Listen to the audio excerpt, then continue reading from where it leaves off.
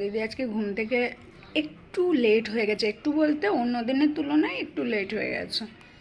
বাজে হচ্ছে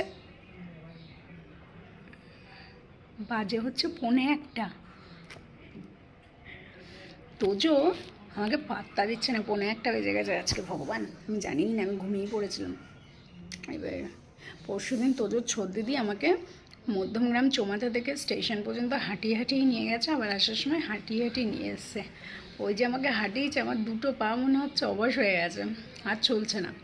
আর তার মধ্যে এত ব্যথা। তোজো বাবু, তাই বলি যে 12টার সময় আমি, এর আগে একবার চোখ খুলেছিল, তখন হচ্ছে 11:41 বাজে। আমি উঠেছি এখন, আমি বুঝতে পারিনি যে আরও 1 ঘন্টা ঘুমিয়ে নিয়েছি।